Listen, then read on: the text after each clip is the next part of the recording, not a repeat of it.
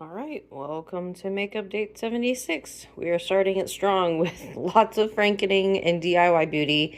I said in my last video, I'm making lotion bars. They just came in today, and we're gonna make our first batch. So it's gonna be small. I just lined some muffin tins just to be ready. It's basically made with beeswax. I just got a small bit of shea butter here, 100% raw. Got some rose hip oil. It's a dry oil, so apparently that's supposed to help. And then here's jojoba oil. And then I'll just be kind of making a small batch. I'll probably just take pictures. I don't really have a setup to like film it as I go, but I'll just kind of take pictures and then probably do a voiceover for that. Here it is melting. It was kind of slow, but not terrible. I just kind of had it over a double boiler for a while and just made sure everything was incorporated super well, and got the little chunks out and then was able to pour it out into my little containers. Not the prettiest sight, but this is what I ended up with. I had to work pretty fast. As because of my metal bowl, it just was cooling on the sides and stuff. This is all just for personal use, so I'm okay with it being a little chaotic, but I will let you guys know how it turns out, and they should be ready in about, I think, 30 minutes to pop out and see how they feel.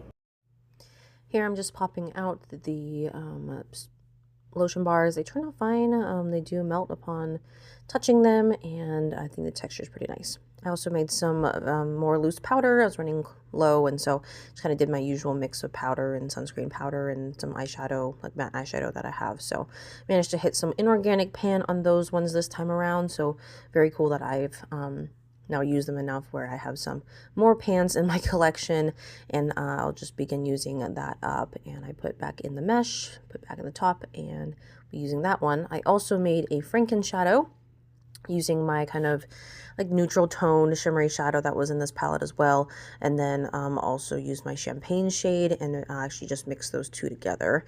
So I use my little sifter here to make sure that it's all fine and incorporated. I think I used like a mascara tube to like really mash it in there and get it nice and fine, and then was able to get that into the pan.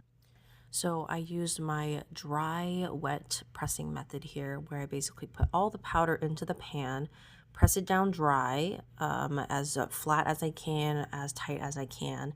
From there, I saturate with alcohol, and then all the air pockets actually come up. And so I do that twice, kind of, pat it dry just a little bit and then do it again. And I've really loved the finish of this and just how tightly packed it is, and it served me well the multiple times I've done it. I also really love how this shade came out, so I'll show you a clip of the dry shade in just a second here. This is how the shade turned out in case you're curious. It's not that different. The champagne is so bright still, but I do feel like it's a little bit more purpley, which is a really, really unique tone. Here it is swatched out on my hand. It's really pretty. I mean, it's definitely a very subtle shade, which is kind of like, and I think it's beautiful mixed together. I know it doesn't look like much to anybody, but to me, I think it'll look great. So really happy.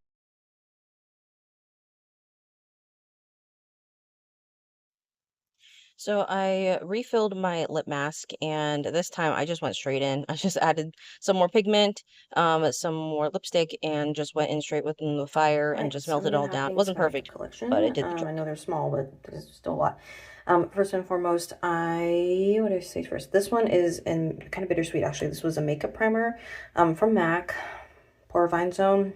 Honestly, to me, a miracle product. I think it'd be hard to come by another one similar. Tried actually buying something similar from Credo. Not quite, but yeah, very bittersweet to have the last of that go. This was a sample of lotion, and I put it in my other lotion container, and that's about to be gone as well. This is actually all lip stuff now. This one is a Clinique Black Honey one, but I actually used that up, already frankened something else into it. Used that in my purse a ton. It was almost gone. Ended up frankening it with this, with my lip mask, and so now it's just become like a tinted lip mask. So that's what happened there. I am not keen on keeping this packaging, actually. It's a little bit, I think it's a little bit loose. You can hear it a little bit. And I've just had it for a while. I've had a few, I've reused it a few times, so I think it's time to properly recycle it now.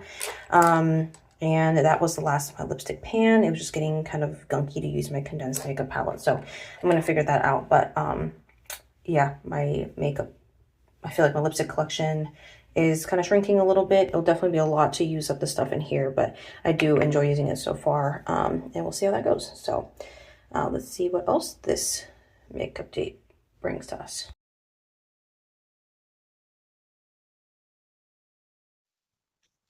All right, here I'm just mixing some sunscreen. I only had a little bit left in the tube, and I was like, I think it's just about to fill this container. So I just went for it, saw how much it filled it up, and pretty much got it all in there. Added a few pumps of my foundation because that is really high coverage, and so I do like a tinted sunscreen, and that's actually my favorite type to work with. So I just mixed my own this time, and so that I think Alright, that so I turned went out ahead great. and opened up my new sunscreen.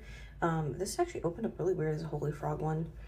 It's pretty close to expiration date. I think it's about 2 months left in April.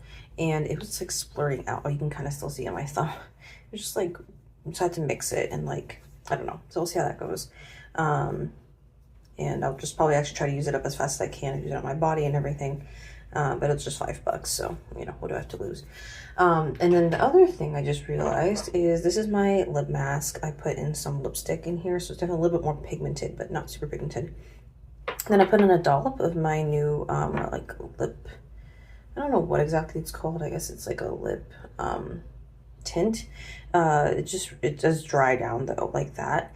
And, but if I put it in the cap, it doesn't stay exactly wet because it did dry down, but I can, like, kind of mix it dry and you see how it tints like that. Sorry, there's a gross hair in there. I'll have to get that out. But I'm just gonna put more in, I think, and then kind of just use it that way. It'll take forever for me to use up something like this, but it's a really cool way to kind of keep how I was intending to use it together anyways. And just kind of do that. I think that will probably last me a week. That's really weird, but you know what?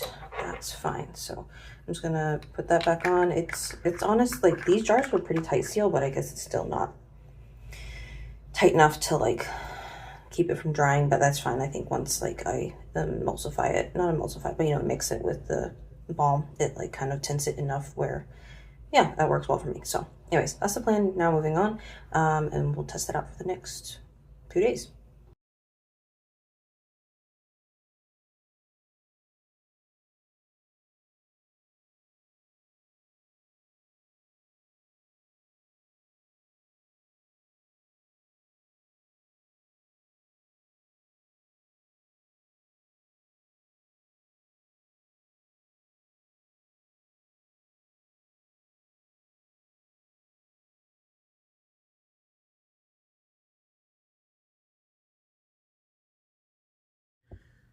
So I ended up making my own foundation stick, given I have beeswax and lipstick base and have cream foundation. So just kind of was experimenting. And honestly, I'm very surprised that it actually turned out okay. So I mixed everything together, put it into my lipstick mold. It definitely looked kind of janky, but it was just kind of a trial and error type process. I also went ahead and got had enough product for a whole pan of foundation as well. So really, really happy with that. The texture wasn't quite right. I couldn't get it out of the mold, so I ended up remixing it with a little bit of beeswax here, these little beeswax pellets. I think I still put too much in. It was really, really tough to get out of the mold later on, but it was still a good experiment and kind of had the right feel, I think. So definitely something I still want to play around with some more. It's just a clip of me struggling to demold it. But I got it into the lipstick tube eventually, and we'll be trying it out, I think, over the next few months and seeing if it works or not, if I should kind of fix the, you know, levels and stuff like that. But I could. So I've been talking about going to Arizona, and I did. It was a plane flight. Got to walk around a park, see the sunset. It was beautiful. It was 90s. It was so hot. Also got to see some geese and their little goslings. It is officially spring, and also went to the cosmetics company store. So at the cosmetics company store, I ended up buying something from MAC. This is their old formulation of the powder foundation, which I love very much.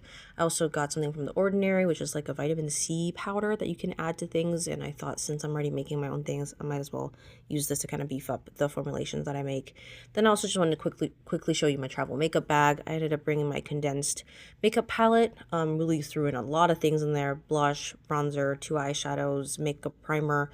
And then also brought along my lip pencil and, of course, my old face powder, and also just a lot of different tools and things like that. But honestly, it was pretty compact, so really, really happy with the things I was able to bring, and I think all of them I was able to use, and it served me well.